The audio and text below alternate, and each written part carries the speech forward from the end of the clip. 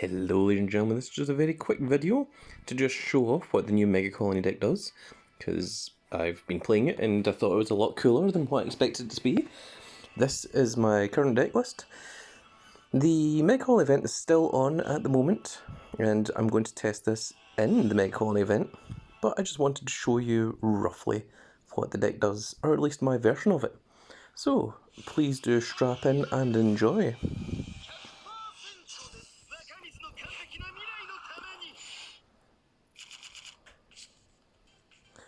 Right, we don't have the grade 3s, we have to put back everything other than a grade 1 and a grade 2. And I'd rather use this as the Vanguard. Maybe this one actually. Okay, we've got Darkface.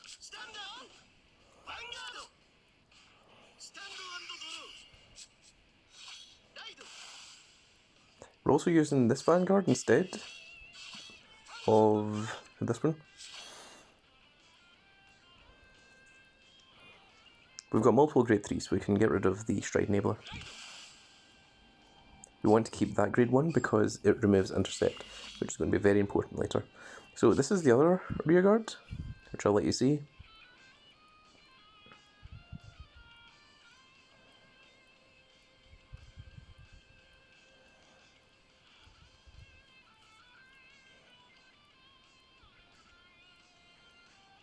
So this is the other one.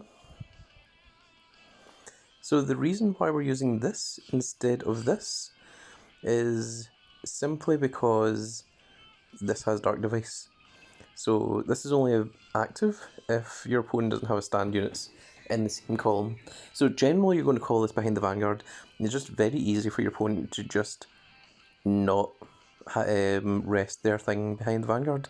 Whereas this is almost the exact same card, apart from it doesn't have Dark Device. So that's why we're doing that. Now this we're going to keep for later on, because although it's Dark Device, this is very important because it removes the opponent's ability to intercept, and this card gets resist on the turn that it's summoned, which is also going to be very important. So if we can avoid it, we're going to try and not call any additional rearguards, because it doesn't actually matter because we're going second, but if we were going first then it would make a big difference.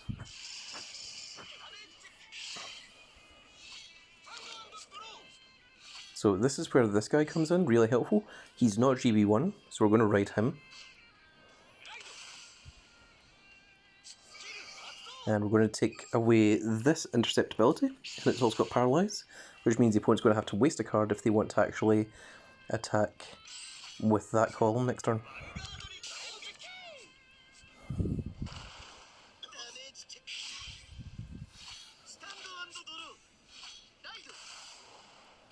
Well, that's not Darkface.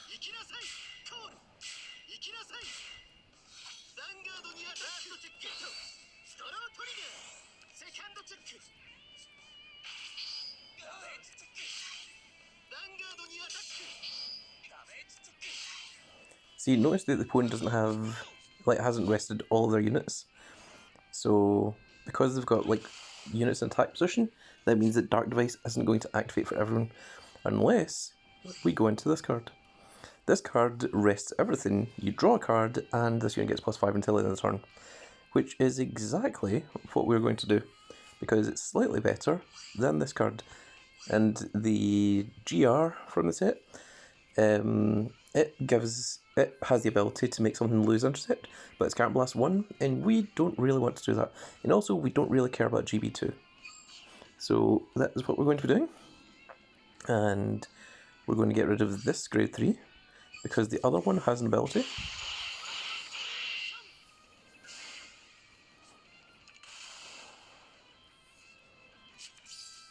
So first of all, we're going to rest everything and draw a card. And then the Darkface skill, we have 3 Camelot, so we're fine. We are going to choose this and this. So what Darkface's skill does is, if those cards are still there at the end of the opponent's turn, then I get to draw a card for each one, which is very, very cool.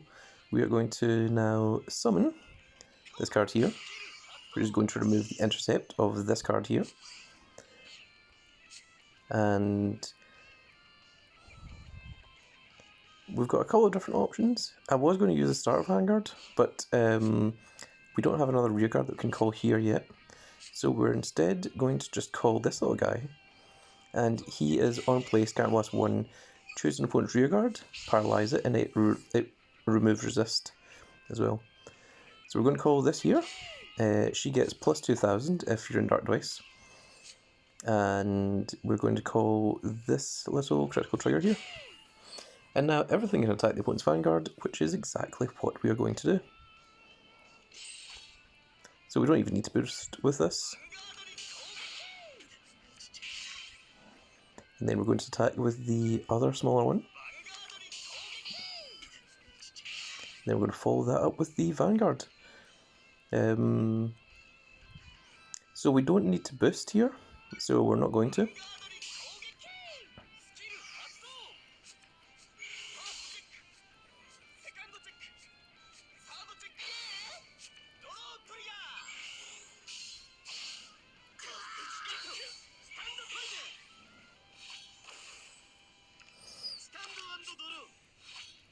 So you see the opponent's got 3 cards that are rested.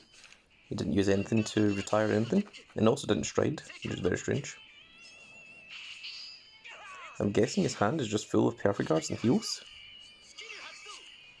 And the ability of those lets me draw cards. So, we're not going to raid, obviously. Instead, we're going to stride. Now, I've got 2 counterblasts, so I've got different options I can do here.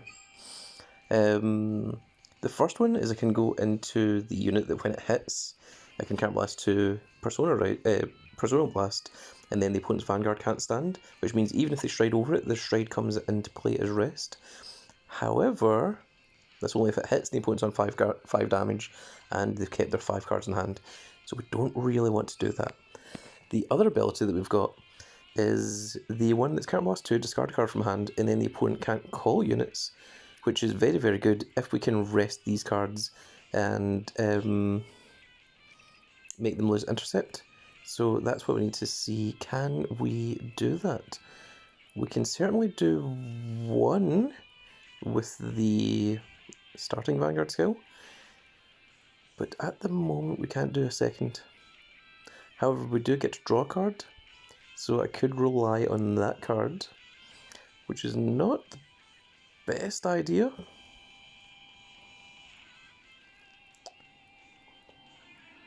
Especially since I don't have any free counterblast. Oh, actually, I'm going to have a counterblast because of this guy. Interesting. Okay, then we're going to gamble on it then. So we're going to go into this card, which is when it's placed, counterblast to discard card from your hand, so that your opponent cannot normal call units to rearguard until the end of the opponent's next turn. So that's what we are going to go for. And we're going to get rid of this grade 3, I think.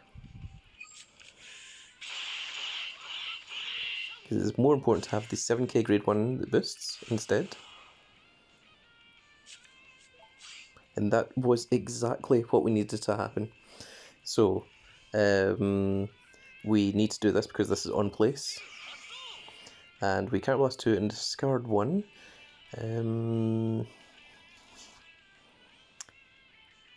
I think we're going to have to discard a heal trigger.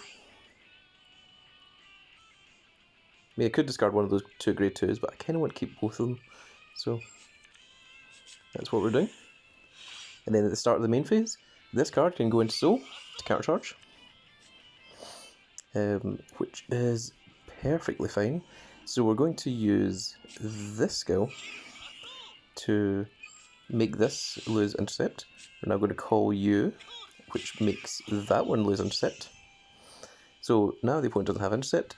Now all of our units can attack, and if the opponent survives next turn, they're not able to call any rear guards, which means they can't call over these 2 cards, and all the opponent can do is attack once with the Vanguard. And to make sure that that happens, we're going to call a grade 2. I'm just going to choose this one. So now the opponent has to attack this card here, But just in case they have a way of removing intercept, I'm going to call this little guy as well, who should be... Oh, that's only if all the opponent's rear guards are rested. Ah, right. He still has this one in stand position. In retrospect, in that case, the 11k is better, because we want as many attacks to hit the opponent's Vanguard as possible during this turn. And that's all we're going to do. We're going to use this to stride next turn. We're going to use this in case the attack gets through, and these things just in case everything goes horribly, horribly wrong, which hopefully it won't. However, we should probably win here, unless the opponent's got 3 perfect guards or heals. The opponent apparently didn't have anything, which was a tremendous waste of time. But if it went to the opponent's turn, the opponent would just literally have just attacked the opponent, attack one of the rear guards, unless they go into a stride and then attack a rear guard. So that's what Megacolony does. It's very, very cool. And also the following turn, during the opponent's end phase, I'd have drawn a card because of the effect of my grade 2, which gave their grade 2 the effect that if it's still there during the end phase, I get to draw a card. Then I'd have drawn for turn, and I had a stride enabler in hand, which allows me to stride again. So I had plenty of options and plenty of plays. So that's what Megacolony does. It's very, very cool. Makes the opponent have to discard and waste a lot of hand. I don't tend to use the Soul Blast 2 effect for Darkface. I don't think it's very necessary that the first card the opponent summons is rested. I mean, if you haven't used any of your soul, I guess it's okay, but so many cards in the deck, especially the grade 2 that's the 8k, really, really gets a lot of help from having that Soul Blast there. You don't really want to go wasting it. So I'll just very quickly again show you the deck list before we finish up here. And I'll just explain some of my choices. So the 4 of this is absolutely required. First of all, it goes into Soul. Secondly, it countercharges. Third, it removes intercept, and it gets resist. So it's absolutely ridiculous. 4 of the stride enabler, because it also searches your Darkface for when you don't have Darkface. 4 of the perfect guards. I'm using the one that lets you countercharge. There's the other version as well, but it uses soul and I don't really like it, so I prefer to just countercharge. And I'm playing 1 of this little guy, which is when placed Soul Charge 1. The reason why we're doing this is largely because of this. When placed Soul Blast 1, Counterblast 1 to paralyse one of your opponent's rear guards, and it loses intercept. Now he's only 8k, so you really kind of need to have him boosted. We're playing the 4 of this, which is Dark Device. When placed, paralyse an opponent's card, and that card gets until the end of the opponent's turn. At the end of your turn, your opponent draws a card. And because that's the opponent's effect, that means that you are the opponent, so you get to draw the card, not the opponent. And we've got 4 of this guy that you saw, which is GB1. It gets +3, but only if all your opponent's rear guards are rest. And we're playing just 1 of this, which is Dark Device. During your turn, it gets +2. So this is essentially an 11k, whereas this is a 12k. However, this one is a little bit harder to pull off than this one. This might go to 4 instead of this guy. And then lastly, we have 4 of Darkface. Now, this ability here is the one that you kind of want to ignore. What you really want is this one. When your G unit strides, Counterblast 1, paralyze 2 opponent's rear guards, and then they get the following ability. At the end of your turn, your opponent draws a card, which that means that you draw 2 if those cards are still in the field. And if the opponent doesn't want you drawing 2, they have to get rid of those cards, which means that they're playing more cards from hand. And that's what it's all about. This guy, if I wasn't playing 4 crits, I would be playing this guy at 4. He's just Vanguard Rearguard GB1. I mean, the Vanguard GB1 you don't want to ever do. You're never going to ride this. But Rearguard, when placed, Counterblast 1, paralyze an opponent's rearguard, and that it loses intercept, which is very, very essential in this deck. I would play 4 of that if I wasn't playing 4 of this. Now, I generally play 4 of crits in every deck because they are so powerful. They'll win you a tremendous amount of games that otherwise you would lose. Just because they are... I mean, they're draw triggers on your opponent's turn, and their crit triggers on your turn. So, and also they go to soul and they draw cards as well when they're in your hand. So they're just absolutely ridiculous. Of course, you play 4 of the heal because it's the second best thing to a perfect guard. And then lastly, this is my strike lineup. So this is almost always the card that I go into first. It just rests all your opponent's cards. If the opponent has 3 or more cards in rest, you draw a card and this unit gets +5. You don't care about the +5, you just care about the drawing for free and resting all your opponent's cards. On occasion, I will very rarely go into this card, which is when the attack hits, Soul Blast 1, choose a card from your G-Zone, turn it face up. Choose all of your opponent's units, choose one of your opponent's units, but paralyze all rear guards in the same column.